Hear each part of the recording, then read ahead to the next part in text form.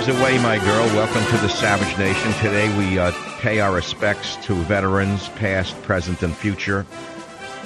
Remembrance Day is how it is called, or Armistice Day, or Veterans Day. It is a memorial in commemoration of World War I, which ended on the 11th hour of the 11th day of the 11th month, way back in 1918. Now, today in England, as the clock struck 11 a.m., and as millions of Britons fell silent in respect for the war dead, Islamic protesters chanted, "British soldiers burn in hell." They burned poppies. They chanted, "Death to British soldiers." They said, "Your soldiers are in hell, our soldiers are in heaven." But who did the police lead away? Who did the British police arrest? They didn't arrest the radical Muslims who desecrated the dead soldiers. They didn't arrest the vermin who broke the moment of silence with their words of hatred. Who did they arrest? They arrested the counter-protesters, the real British, the descendants of those who founded Britain, who were trying to shout down the radical Muslim fascists. The government arrested the only hope for Britain, the soccer thugs. This is the same government that's slashing England's military, ripping apart its Harrier fleet, destroying its aircraft carriers and its infantry. And where is the Prime Minister of England while this is happening? He's in China. Why is this important to you? Why should you, an American, care what happens to England, a socialist nation that was once a great power? Because I believe we are now the great power about to become a socialist nation. We are the ones about to be led into oblivion. We're the ones about to be arrested if we dare protest the spewers of real hatred. England's present could become America's future.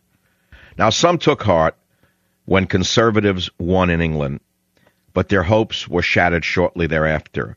The so-called conservatives under David Cameron continued to ban Michael Savage from entering England. They slashed the military, and they're kowtowing to China, and of course, protecting the Islamic fascists amongst them. And I warn you, beware of Republicans bearing false grifts.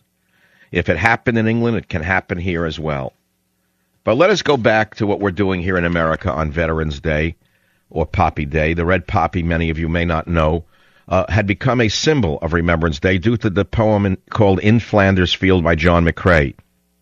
Now, what do you think these red poppies that bloomed across some of the worst killing fields of Flanders in World War I symbolized with their red color?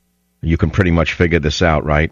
In Flanders fields the poppies blow between the crosses row on row, that mark our place, and in the sky the larks still bravely singing fly, scarce heard amid the guns below.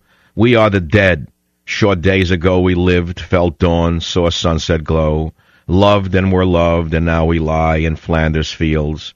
Take up our quarrel with the foe. To you from failing hands we throw the torch. Be yours to hold it high. If you break faith with us who die, we shall not sleep, though poppies grow in Flanders fields. And now what I'd like to do is I'd like everyone listening to the radio show today who loves America. How does England take the Islamo-fascists spitting on their war dead without letting the English Defense League wade into them with pipes and beer bottles? I'll never understand. I just don't understand what kind of government doesn't let the British soccer thugs, who are the best in England, wade into those slimy throwbacks with beer bottles and bats. I just don't understand what kind of country it is anymore.